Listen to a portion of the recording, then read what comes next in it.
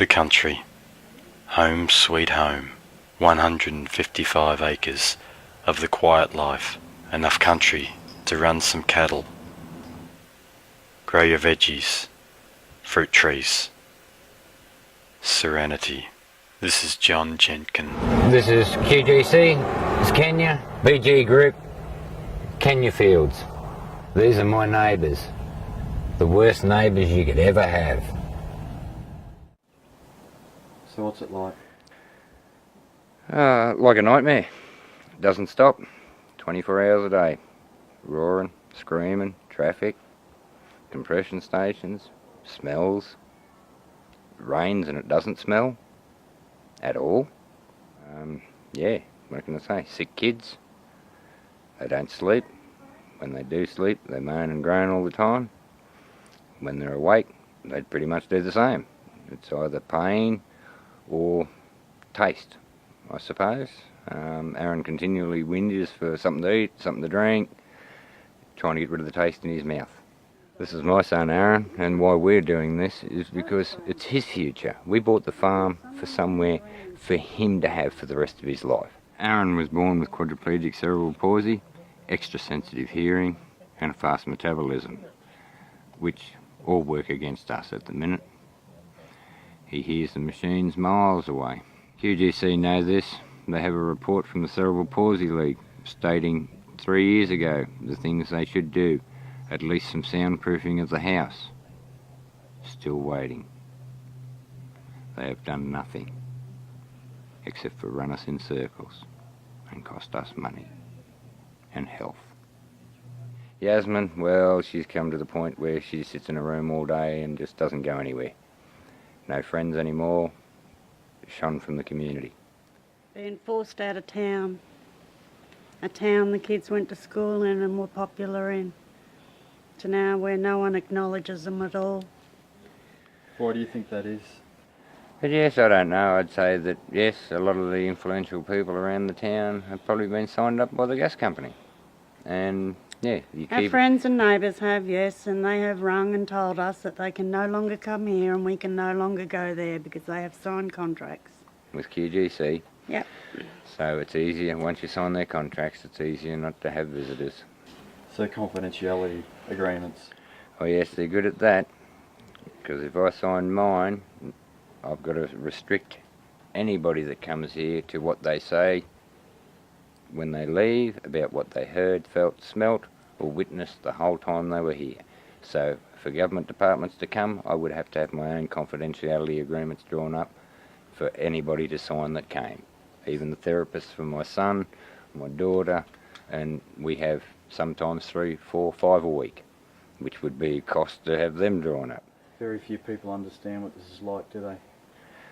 No, I would say, yeah, unless you're living it, you have no idea. It's like, yeah, I'd say like a disability family. We always say in the disability sector, if you don't live it or very closely associated with somebody with it, you won't understand it. And the gas field's pretty much the same. But unless you're involved, you don't understand it or don't want to understand it. All you see is the ads and say it's a good thing, unless you live in it. I had an asthma-induced heart attack back in May, and I was sent to the PA hospital in Brisbane for a week. I was in a ward with 6 people. 3 of those were gas company workers. Brett Smith sat at our dinner table, told my family this could be a life-changing experience. This is Brett Smith with North Burnett Mayor Don War. Here he is pictured with Oswald Brothers staff in an article by Coal Seam Gas News titled Rural Queenslanders Are Collateral Damage, QGC. Brett Smith, the Senior Vice President of Sustainability in the BG Group that owns QGC. Mr. Smith replied that there would be no moratorium and no buyouts, no relocation of impacted residents. Mr. Smith reportedly added, with a project of this size there will be some collateral damage. In QGC's own literature, where you can in fact get the facts, an article titled QGC to Connect Rural Families with Specialist Medical Services. Brett Smith said the project reflected QGC's commitment to rural health services, Community health is a key focus through which we manage social impacts and maximise benefits from our Queensland Curtis LNG project, Mr Smith said. Vehicles on John's property clearly indicate there's something in the air around the gas field, and yet the question remains. Impacted landholders desperately want to know, what is it on the roof of our cars, on the roof of our houses? We only live about 4 kilometres away from a reverse osmosis plant. The wind always blows from that direction, the noise comes from that way, the bad smells seem to come from that way. And maybe that's where it comes from.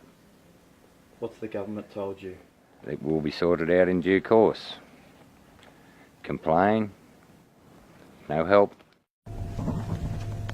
Air pollution and noise pollution from unconventional gas constitutes harmful, unlawful trespass. I'm asked by people, how can I help? Get informed. Share this video and other non-industry and non-government information about the unconventional gas industry. I've got photos of when we've washed it beforehand, and yeah, now it's lost all the paint on top of it. It's got oil running off it every time it rains. Don't know what it is. No one will come out to test what's in the air, what's in the water, but we have to live in amongst it while they hide the truth from us. We have to suffer the illnesses while they hide the truth from us. It won't be long and it'll be affecting your children.